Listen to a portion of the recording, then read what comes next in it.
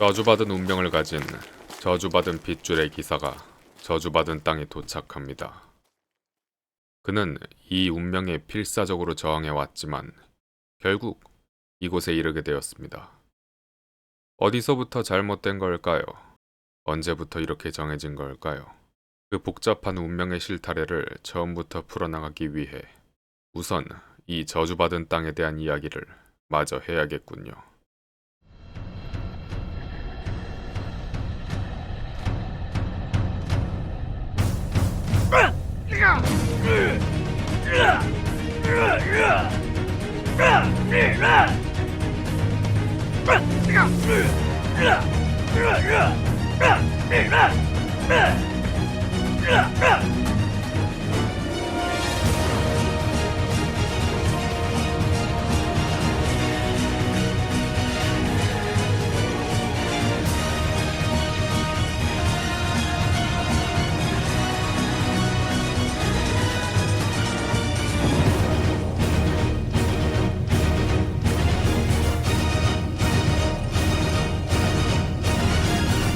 전쟁이 끝났습니다.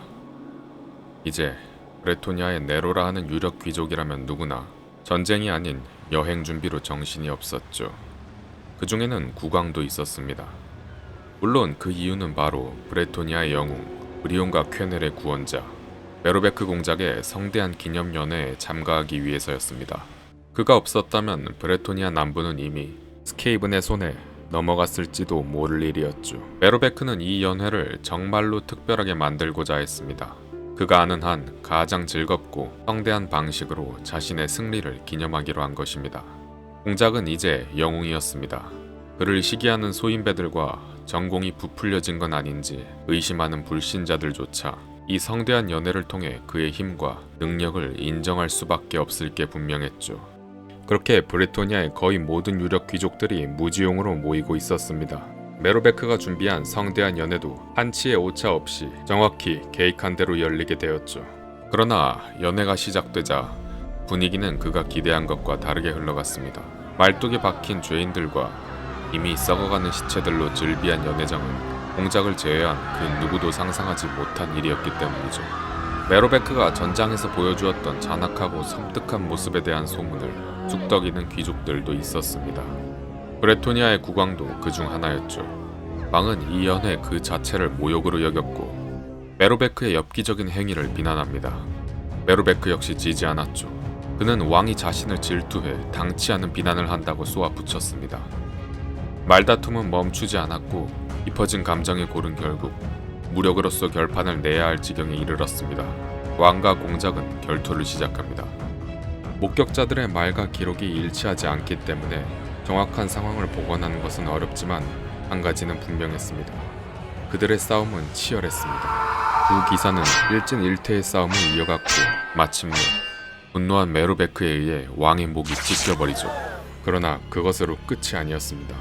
한순간의 실수나 불명예에 불과했을 이 비극적인 싸움을 메로베크는 그 이상으로 생각하는 듯 했습니다. 공작은 왕의 피를 잔에 담기 시작합니다. 그리고 그가 취한 다음 행동은 그 피를 전리품이라도 되는 양 마셔버리는 것이었습니다. 그 장면을 목도한 군중들은 경악합니다. 메로베크와 그의 추종자들에게 힘으로 권력을 쟁취하고 패자의 사체를 모독하는 것은 당연한 일이었지만 다른 귀족들에게 그것은 고귀한 기사가 벌일 일이 아니었습니다. 메로베크는 어떤 방식으로든 타락해버린 게 분명했던 것입니다. 이 지옥 같은 연회가 끝난 후 그 참가자들은 모두 같은 생각을 하고 있었습니다. 스케이븐보다도 더 큰 위협이 지금 브레토니아에 닥쳤다는 사실 말입니다. 공작은 파문당합니다. 인챈트리스는 그를 반역자로 선포했고 무지용 북쪽 리옹세 공작을 필두로 대대적인 무지용 침공이 시작되죠. 스케이븐을 물리친 지 얼마 되지도 않았건만 브레토니아인끼리의 내전이 시작된 것입니다. 아직 정신이 멀쩡했던 메로베크의 다른 기사들 역시 미친 공작을 배신하고 대부분 떠나버렸기에 메로베크는 침공을 버틸 여력이 없었습니다. 그럼에도 전투는 치열했습니다. 일진일퇴를 거듭하던 무지용군은 결국 수세에 몰리게 되고 메로베크의 성을 사수하기 위한 최후의 전투가 무지용 내에서 벌어지게 되죠. 그렇게 메로베크의 최후의 보루를 향해 반 무지용 나뿐이 전진하고 있었습니다.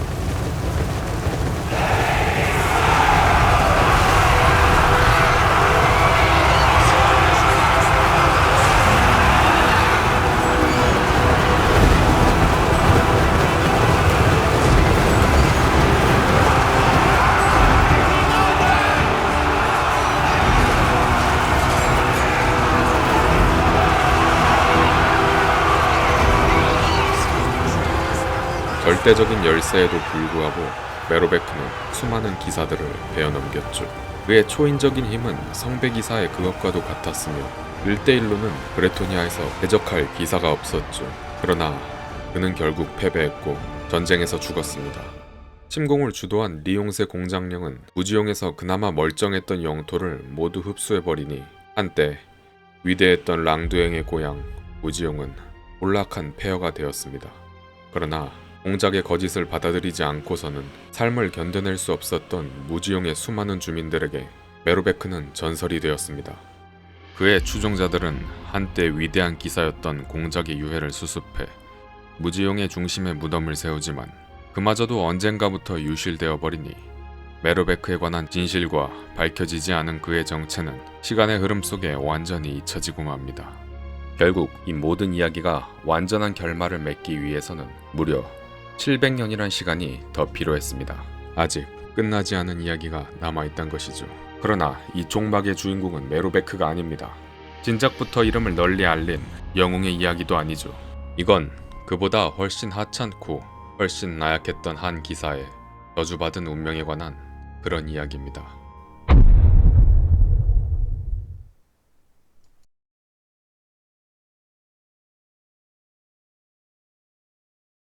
새로운 왕 루앙 레온쿠르의 통치가 시작되던 시기, 바스톤 공장령의 가라몬트에서는 새로운 영주가 탄생합니다. 그의 이름은 칼라르. 영지를 습격한 비스트맨 무리의 습격을 물리치고 그 우두머리에 목을 직접 쳐냈지만 지금 그의 마음은 슬픔과 후회로 가득 차 있었습니다. 안타깝게도 그 짐승이 아버지의 목을 단검으로 찌르는 것은 막지 못했기 때문이죠. 칼라르의 마음을 더욱 안타깝게 한 것은 아버지의 유언이었습니다. 아버지는 죽기 직전 자신의 아들을 찾았죠. 칼라르가 아닌 이복 동생 베르텔리스 말입니다. 아버지는 칼라르를 한 번도 사랑한 적이 없었습니다. 오히려 꺼려하고 꺼림칙하게 생각했으며 바로 그 집요한 차별 때문에 시아버지를 증오하게 된 칼라르의 약혼녀 엘리자베스는 그를 죽일 음모를 꾸미게 되었죠. 그리고 그 음모가 밝혀진 것 역시 오늘이었습니다. 다시 말해 칼라르는 자신의 아버지뿐만 아니라 독살 시도의 폭로와 함께 도망가버린 자신의 피앙새 역시 막 잃게 된 참이었습니다. 그러나 무엇보다 칼라르의 가슴을 후벼 파는 것은 그 오랜 세월 자신을 괴롭혀왔던 바로 그 차별의 진짜 정체였습니다. 방금 그의 아버지를 살해하고 칼라르에게 최후를 맞이한 비스트맨 군주가 사실 칼라르의 친형제라는 끔찍한 사실 말입니다. 전말은 이랬습니다. 오래전 끔찍한 돌연변이를 낳은 칼라르의 어머니는 충격으로 자결했고 그의 사악한 형제는 숲속에 버려졌지만 끝내 돌연변이 무리의 지도자가 되어 자신을 버린 자들에 대한 증오를 끝없이 불태우고 있었으며 마침내 그 복수를 하기 위해 이곳에 당도했던 거죠. 그 모든 사실을 칼라르가 알고 있는 건 아니었으나 운명의 장난처럼 그 괴물의 맨 얼굴을 맞이한 순간 칼라르는 본능적으로 깨달았던 것입니다. 그 저주받은 피조물에 자신과 같은 피가 흐르고 있다는 것을. 예언의 능력을 지닌 마법사인 담셀이 직접 확인해 주었기에 부정할 수도 없는 사실이었죠. 물론 칼라르는 주저없이 친동생의 목을 쳐내 복수에 복수를 마쳤습니다. 그렇습니다. 같은 날에 피앙새를 잃고 아버지를 잃고 친형제를 자신의 손으로 직접 죽인 젊은 기사가 자신의 운명이 저주받았다는 것을 완벽히 이해하기까지 반나절이면 충분했습니다. 그의 나이 23, 잊을 수 없는 하루를 보낸 가라몬트의 칼라르는 이제 영주가 되었죠. 가라몬트의 젊은 영주는 여행길에 올랐습니다. 기사도 문화의 꽃 토너먼트가 리옹세 공장령에서 열리기 때문이었죠. 그의 곁에는 그가 가장 신뢰하는 이복 동생 베르텔리스가 함께하고 있었습니다. 아버지의 편애와 계모의 핍박에도 불구하고 두 형제는 서로를 깊게 신뢰하는 사이였습니다. 아니, 칼라르가 마음을 터놓을 수 있는 거의 유일한 존재가 바로 이복 동생 베르텔리스였습니다. 그러나 아버지의 죽음 이후 그 후에도 조금씩 금이 가고 있었습니다. 성실함을 잃은 칼라르는 자신의 의무를 게을리하기 시작했고 베르텔리스는 그 반대로 막중한 책임의 무게를 느끼고 맹목적으로 변하고 있었죠. 그렇기에 토너먼트에 참가하는 두 형제의 마음가짐은 달랐습니다. 형인 칼라르가 술독에 빠져 있는 사이 베르텔리스는 검술 대회 결승에 진출하게 되죠. 결승전 상대는 검은색 백합 문장을 내세우는 하얀 갑옷의 백기사였습니다. 그리고 그는 베르텔리스가 평생 검을 맞대본 상대 중 가장 강했습니다. 압도적인 싸움이었죠. 그가 다루는 쌍검은 베르텔리스의 검을 날려버리기도 하고 마지막 순간에는 목덜미를 정확히 파고들어 완벽한 승리의 순간을 장식합니다. 눈으로 쫓기 힘들 만큼 날렵한 움직임을 목격한 관객들은 이제 수군거리기 시작했습니다. 저 기사 이름이 뭐라고? 어디 출신이라고 했지? 스스로의 소개에 의하면 그는 아를롱이라는 다소 생소한 지역에서 온 기사로 이름은 메로베크, 아를롱의 메로베크라고 불리는 이상하리만치 창백한 피부를 가지고 있는 기사였죠. 토너먼트는 검술대회 이후에도 계속되었지만 급하게 달려온 전령에 의해 곧 중지되었습니다. 리용세 공장령이 공격받았다는 것이었습니다. 노스카의 침공이었습니다. 정체불명의 백기사와 인간이기를 포기한 혼돈의 노예들의 대대적인 침략. 그렇습니다. 칼라르의 저주받은 운명은 그날 모든 이빨을 드러낸 것이 아니었습니다. 단지 이제 시작이었던 것이죠.